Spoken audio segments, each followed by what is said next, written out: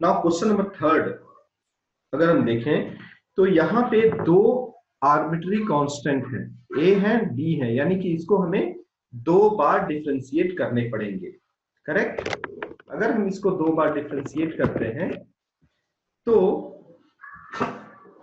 आप इसको देख सकते हैं, पहली बार जब इसको डिफरेंशिएट करेंगे तो ये y डैश हो जाएगा 3a e का power 3x minus 2b e का पावर माइनस 2x। ये हमारा सेकंड इक्वेशन होगा जो यहाँ पे आपको दिख रहा है। और y डबल डैश हो जाएगा 9a e to the power 3x और प्लस 4b e का पावर माइनस 2x। ये हमारा थर्ड इक्वेशन होगा। नाउ अब इंपॉर्टेंट ये है कि हमारे पास फर्स्ट इक्वेशन है, सेकंड इक्वेशन है और थर्ड इक्वेशन है। नाउ अब हम ऐसा क्या करें ताकि इससे कांस्टेंट हट जाए, तो उसके लिए हम ये एक प्रोसेस सोचते हैं कि यहाँ पे a e का पावर 3x है। करेक्ट। पहले ध्यान से समझ लेना है। तो अगर इक्वेशन फर्स्ट को हम 3 से मल्टीप्लाई करके इक्वेशन 2 में माइनस करते हैं तो एक टर्म ये हट जाएगा। करेक्ट। तो यानी कि अगर हम equation 2 minus 3 into equation of first अगर करते हैं तो y dash minus y equal to 3a e का power 3x minus 2b e का पावर माइनस 2x, फिर यहाँ पे माइनस 3a e का power 3x minus 3b e का पावर माइनस 2x। करेक्ट। ये टर्म हमारा कट गया तो हम इसको इक्वेशन नंबर 4 मान लेते हैं। करेक्ट है। नाउ ध्यान से देखिए, ये हमारा हो जाएगा y dash minus y equal to minus minus 5b e का पावर माइनस 2x। तो हम इसको इक्वेशन नंबर 4 मान लेते हैं। इसको हम इक्वेशन नंबर 4 मानते हैं। नाउ अब यहाँ पे अगर ध्यान से देखेंगे तो यहाँ पे हमारा 3e का पावर 3x है और ये 9 है। करेक्ट। तो अगर हम इसको फिर से मल्टीप्लाई कर दे 3 से और तो ये कट जाएगा। करेक्ट है। अगर हम इसको मल्टीप्लाई कर देंगे तो ये कट जाएगा। ध्यान से देखना समझना बहुत जरूरी है कि कैसे हट रहा है।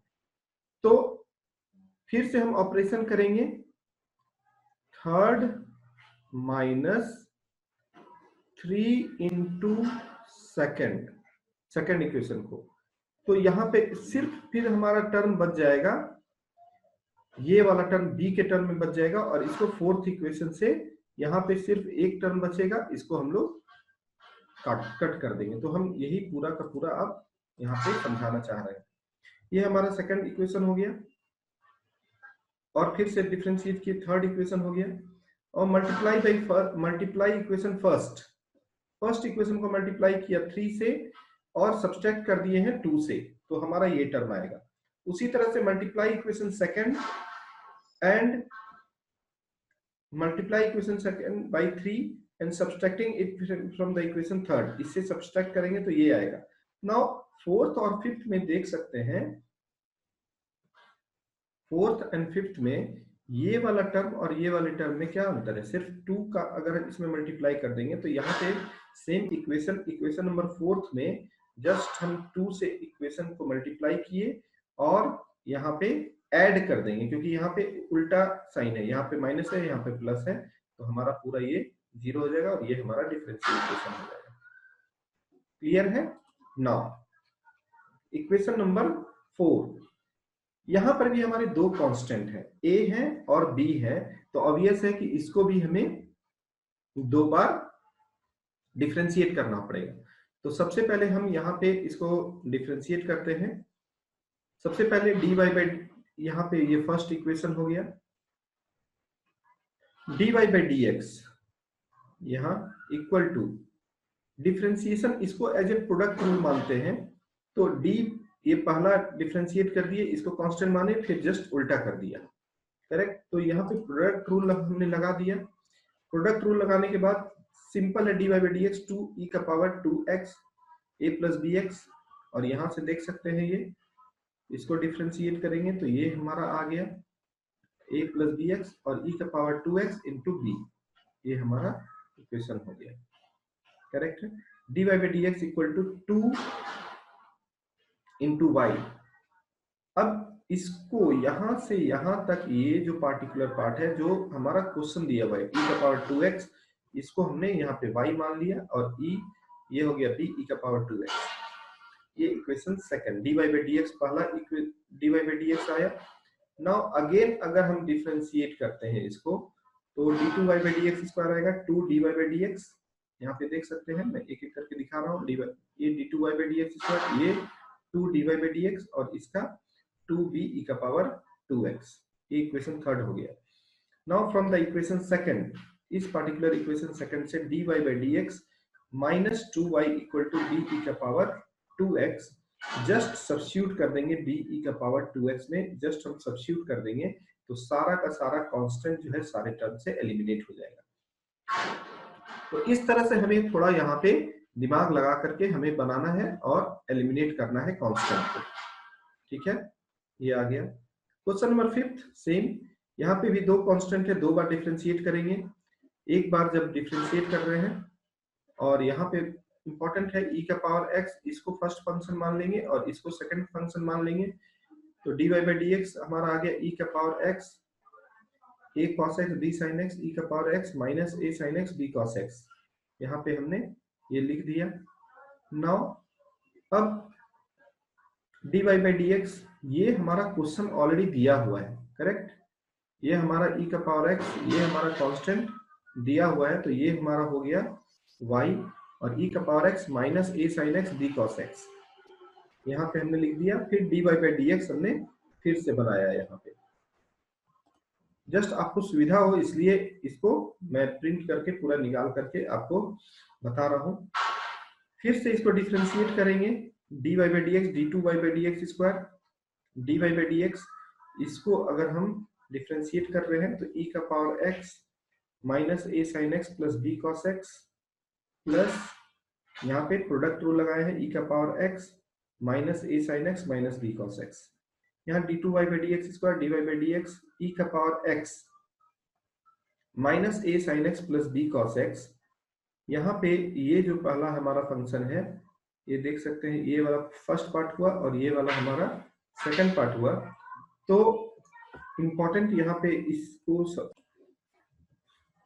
नाउ इक्वेशन नंबर 2 में आप देख सकते हैं, इस पार्टिकुलर इक्वेशन नंबर 2 में ये वाला जो पार्ट है, इसके बदले में dy by d x minus y, यहाँ पे हमने इसको लिखा है, और ये माइनस था तो माइनस बाहर हो गया, e का पावर x, और ये हमारा क्वेश्चन दिया हुआ है, करेक्ट। तो d2 by d x square, यहाँ पे 2 dy by d x minus y, अब ये हमारा डिफरेंशियल इक्वेशन में कन्वर्ट हो गया। Form the differential equation of family of circle touching the y axis at origin। इसका मतलब है कि अगर हम सर्कल को ड्रॉ करेंगे तो ये हमारा सर्कल का फॉर्मेट कुछ ऐसा होगा, और अगर हम यहाँ पे इसको मान लेते हैं, ये वाला हमारा वैल्यू है, ये है x, 0, और ये रेडियस है हमारा r, करेक्ट। तो सिंपल सी बात है, हम जब इसको अगर r, 0 अगर हम लेते हैं ये वाला वैल्यू, तो x माइनस आर का होल स्क्वायर, y माइनस 0 का whole square equal to r square, correct.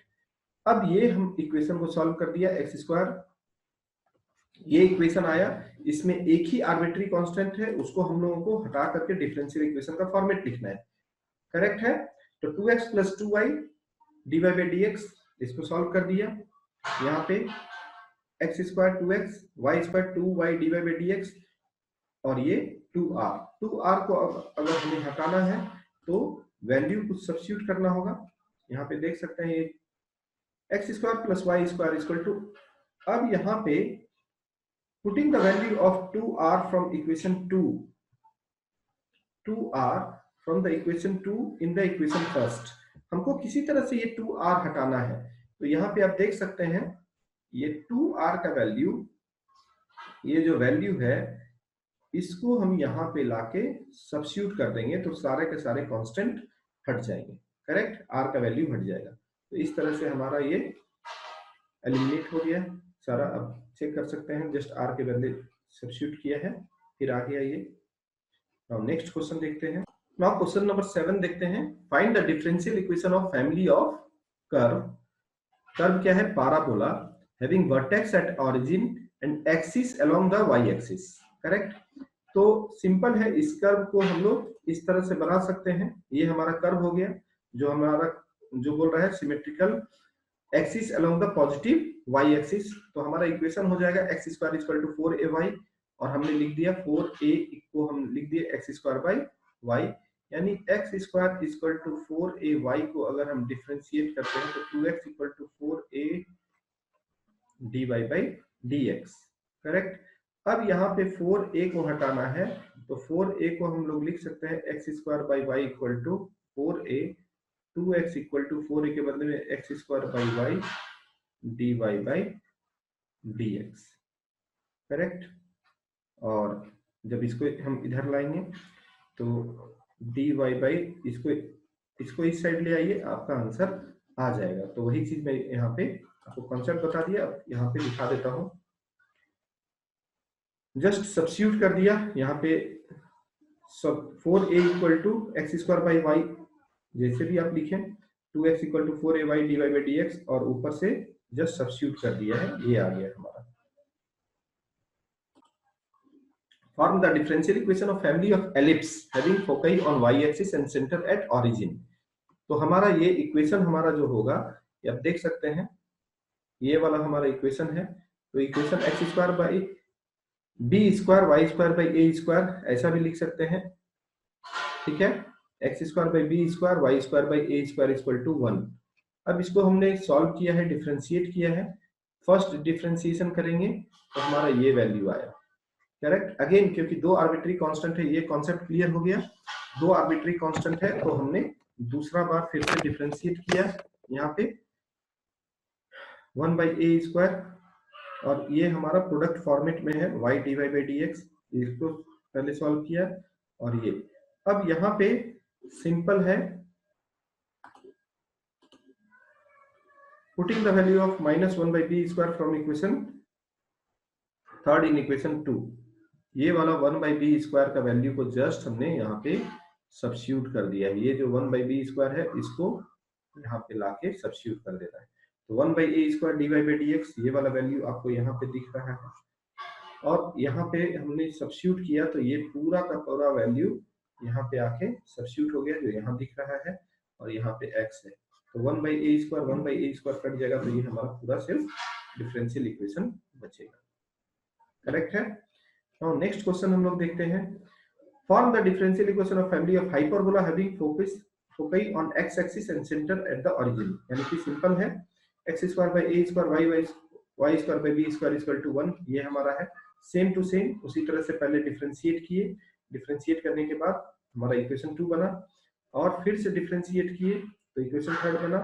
और यहाँ पे इंपॉर्टेंट है इक्वेशन 2 एंड इक्वेशन 3, इसको अगर एलिमिनेट करना है तो डिवाइड इक्वेशन 3 बाय इक्वेशन 2। तो ये हमारा लेफ्ट साइड में आप देख सकते हैं equation 2 x by a square है, और यहाँ पे ये हमारा हट गया, तो लेफ्ट साइड में हमारा क्या बचेगा 1 बाई एक्स, और यहाँ पे सिर्फ डिफरेंशिएट करेंगे तो हमको ये आंसर आ जाएगा। तो इंपॉर्टेंट है कि किस क्वेश्चन में हमें क्या अप्लाई करना है, इसको आपको देखना है, प्रैक्टिस करना है कि किस तरह से हम एलिमिनेट कर सकते हैं। तो यहाँ पे एक पूरा ये पार्टिकुलर फॉर्म जो है हमारा ये अलग है, 1 by a square 1 by b square, और उसी तरह से फर्स्ट सेकंड इक्वेशन में देखेंगे तो यहाँ पे देखिए, तो अगर हम इसको डायरेक्ट डिवाइड भी कर देते हैं तो हमको आंसर आ गया है, करेक्ट है। Now next question, form the equation differential equation of family of circle having centre on y axis and radius 3 unit. तो सेंटर ऑन वाई एक्सिस का मतलब है हमारा यहाँ पे इक्वेशन है कि ये हमारा centre on y axis and radius 3 unit है, यानी 0,3, ये इस तरह से है। तो सबसे पहले इक्वेशन को हम लोग, ये रेडियस है तो जी ये हमारा क्या हो जाएगा 0 कॉमा बीटा, सपोज ये हमारा 0 कॉमा बीटा और रेडियस है ये 3 है, ठीक है। तो 0 कॉमा अल्फा बीटा में ये हमारा सेंटर क्या है, ये वाला पार्टिकुलर वैल्यू, ये अगर इक्वेशन देखेंगे तो ऐसा इक्वेशन होगा जहां पे ये वाला रेडियस हो गया 3 और ये हो गया 0 कॉमा बीटा, करेक्ट। तो यहाँ पे इक्वेशन हमने लिख दिया पहले, और एक beta is only arbitrary constant, तो हम इसको डिफरेंशिएट किए 2x, इसको 2y minus beta d by d x, y minus beta equal to 0, correct. अब हम इसको सॉल्व कर दिए, 2x 2y minus beta d y by d x equal to 0, common लेकर के 2y minus beta d y by d x minus 2x, y minus beta आ गया हमारा minus 2x by 2 d y by d x, और y minus beta का value जो है equation first में सब्स्टिट्यूट कर देंगे तो ये एलिमिनेट हो जाएगा। तो हमें सिर्फ और सिर्फ एलिमिनेट करना है वैल्यू को कैसे भी करके, तो ये आप प्रैक्टिस से देख सकते हैं। Which of the following differential equation has the general solution? यहाँ पे which of the equation has general solution ये पूछ रहा है, इसका जनरल सॉल्यूशन क्या होगा, तो हम यहाँ पे इक्वेशन को पहले सॉल्व करेंगे, C1 C2 दो बार हम डिफरेंशिएट करेंगे, डिफरेंशिएट करने के बाद ये आंसर हमारा आ गया है, करेक्ट। तो यहाँ पे इक्वेशन है और इसका जनरल सॉल्यूशन निकालना है, जनरल सॉल्यूशन निकालने के लिए दो बार डिफरेंशिएट करेंगे और C1 C2 को एलिमिनेट करेंगे, तो हमने यहाँ पे ये एलिमिनेट कर दिया है। Which of the following differential equation y equal to x has one of its particular solution, कौन सा होगा, तो यहाँ पे y equal to x dy by dx equal to 1 d2y by dx square equal to 0, correct. On putting this value in the given options we get that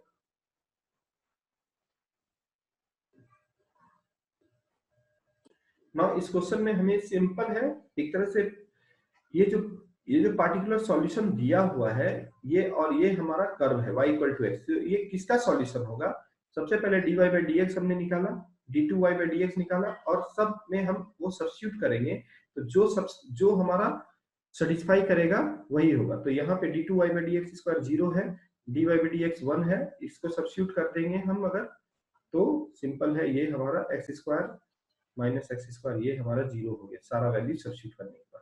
तो इस तरह से हमारा ये जो है एक्सरसाइज था। आई होप आपको ये बहुत ही क्रिस्टल क्लियर हो गया होगा।